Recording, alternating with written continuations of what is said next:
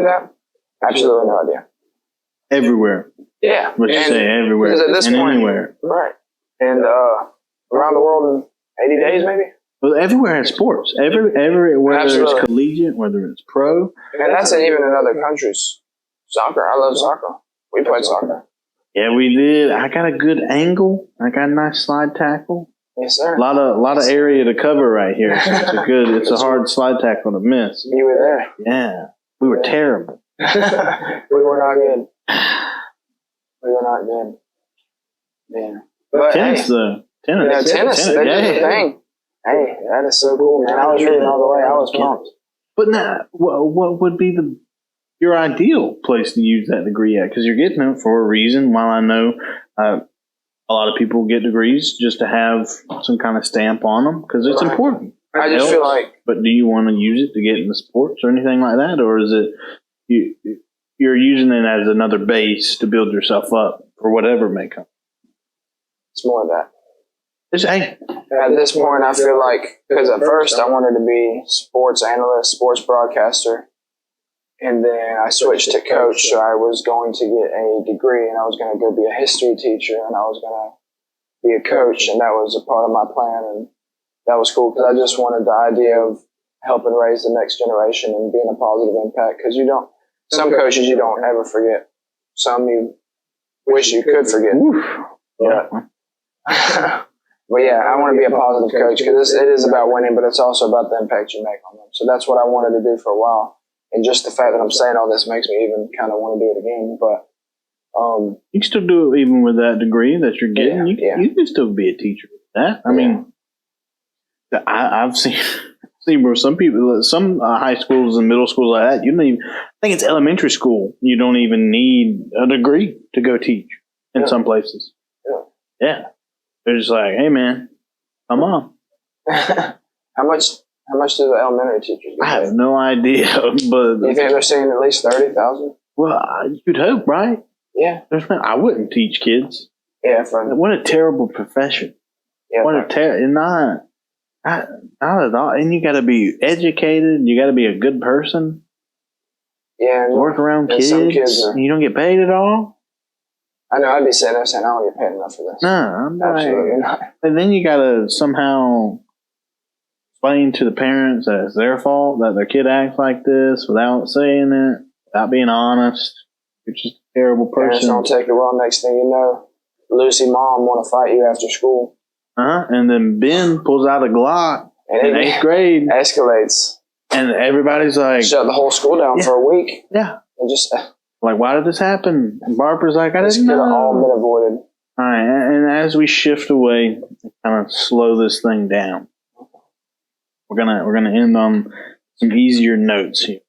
Okay. One of the easier ones I can think of. The end? Yeah. Probably. Yeah. Okay. How do you feel about God? God. Slow down. So, how do I feel about God? I didn't grow up in church up until I moved here. Or I had a friend in Jacksonville and I lived with my dad. Went to church there.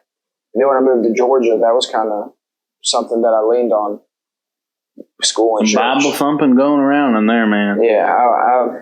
And it's kind of, I guess it's part of what it is and kind of how it's supposed to be used, but it is a social aspect of it. To where, like, because I remember elementary school, there's a lot of kids that brought Bibles to school and asked, did you read this? Did you read this? What about this verse? And I'd be like, hell yeah. And they'd be like, what? I'm like, oh, sorry. Hey, amen.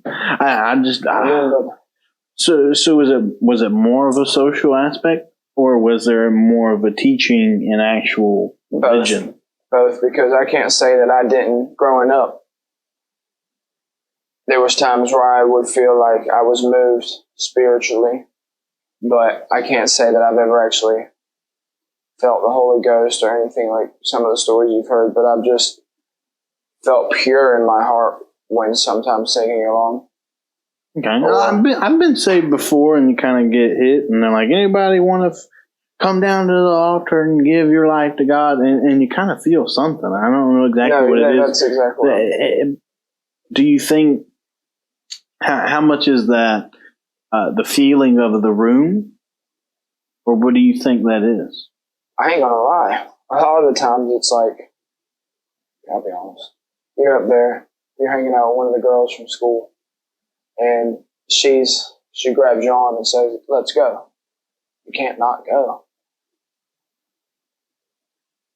I guess you could. But I'm about to give me a blowjob in this scenario, bro? Like, what's about to happen here? But no, I mean, I can't say that's happened every time, but I do have a memory of going up there just because I didn't want her to be alone. Okay. I got you, baby. Hey, I get that. I was in like 7th grade. Okay, so it does seem to lend itself more socially. And was your family ever religious or anything like that? Oh, my mom and dad. Like I said, we didn't go to church. I didn't really go to church until my friends started taking me, and then I also same with the Georgia aspect. I had friends from school, our neighbors, went to church with them. But my mom started going to church a little bit with me because I went all the time, but. And she had her own beliefs and she believed in God and everything, but she just had her own beliefs. She was very Rastafarian type. Like, she loved that whole thing. I don't know. Where's your mom from? Like, she's just from Atlanta. She had a passion. I mean, past Atlanta. Like, I know she lived in Atlanta and in Jacksonville for most. I mean, ethnically. Oh. I apologize. Where does her ancestors originate from? She is for her to be Rastafarian and things like that. Oh, she has none of that. She's picked it up from Atlanta. Maybe secondhand Rastafari. Gang, is that a gang? Getting Rastafari. I don't know. She just. I'm not saying she was, but she just really thought a lot of their ideals were nice. Okay. So, but how do I feel about God? I grew up a Christian. Am I a Christian now? It's hard, dude. It's one of those. It's one of those things you have to really think about. And if you're not thinking about it, I don't think you're going about it the right way. If you're just blindly saying one way or another. Part of the reason, I'd say I'm Christian. This is why I'd say I'm Christian.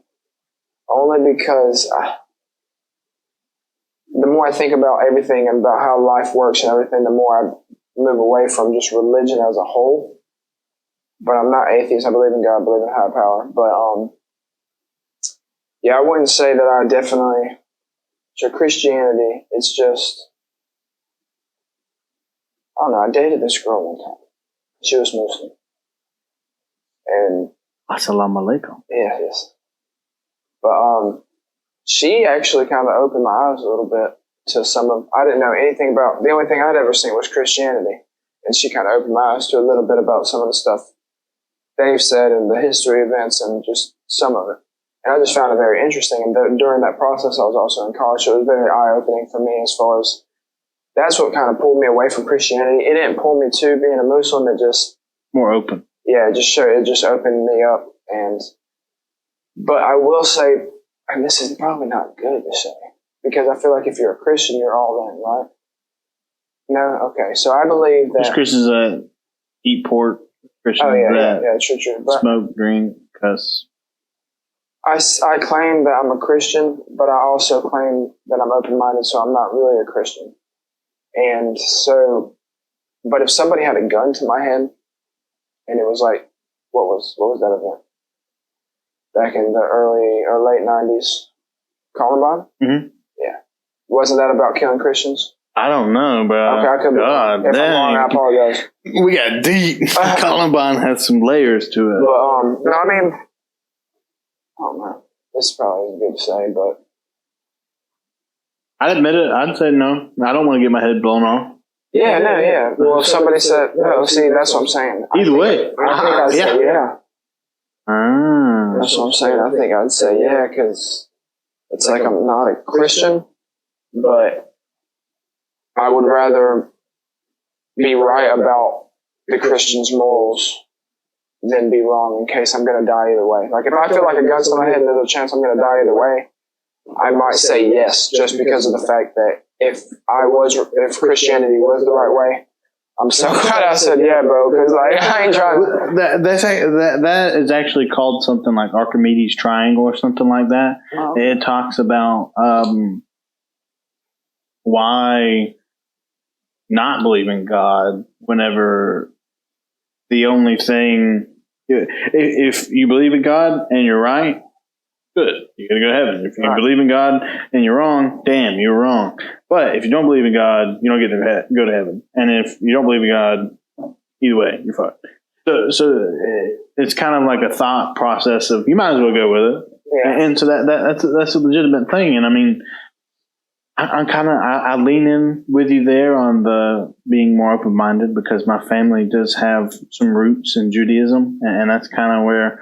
I'm Jewish. Really? That's what I'm talking about, dog. Then that's where your open-mindedness comes from, because like the basis of Judaism is like don't believe it, prove yourself. Like, because well, of course you have different versions. Versions of Jews running around. You know, the ones with the mushuggah on their head and whatnot. Yarmulke? Yeah, you go. Mushuggah. And then what are they? Gosh, what are they called? Oh, I just got the yarmulke because Mac Miller rapped about it one time. the really conservative Jews. I forgot what they're called. But either way. There's nothing wrong with I don't think there's anything wrong with questions. Yeah, we're human. You have to. I mean, it's just natural. Yeah, and I don't think it's good to dive into anything head first just because. That doesn't make any sense at all. Makes no sense at all. But we'll keep the same energy. We'll kind of come over here to the next question. Okay. What do you think of crypto? I absolutely love crypto. Yeah, crypto, all the cryptos, man. Yeah, it's down now, and it's the time to invest if you're really. I mean, I don't know, but I am down. I will say that I am definitely down. Well, yeah, let's hope. Let's hope you took some profits at the peak. Yeah, on my birthday. I take some profits. I think my birthday 2 years ago, I took like $600-700. But is that 2 years ago? Yeah. How long have you been investing in crypto? About 2 years. About 2 years? Oh man. Okay, so you got in right whenever 2020 was about. Yeah. And I made something took off. What was it? Was it 2020? I think it was 2020. Hex coin. Hex coin off. And I just made a whole bunch of money off of Hex coin. So what all of you, and of course, this is not investing advice. Yeah, absolutely. You dumb pieces of shit. Absolutely. Fuck you, FCC and. FCC won't let me be. Or let me be me. So yeah. Try to shut me down on MTV. Fuck you, Gary Gensler. Yep. And fuck you, So Hexcoin made you some profits. What else did you buy? XRP. That I don't know what you're talking about. Ripple. Huh. I don't know what you're talking about, bro. I'm just kidding. I do know exactly what you're talking about. So Hexcoin, and you somehow went with XRP. Well, no, I was with XRP first. Why was XRP? Was that the first coin you ever bought? Yeah, absolutely. That's kind of interesting to hear. Why was XRP your first coin you ever bought? Because my brother was telling me about it, and he told me to get into crypto. So he was watching a bunch of videos that was telling him that XRP was just what it is. Who does he watch?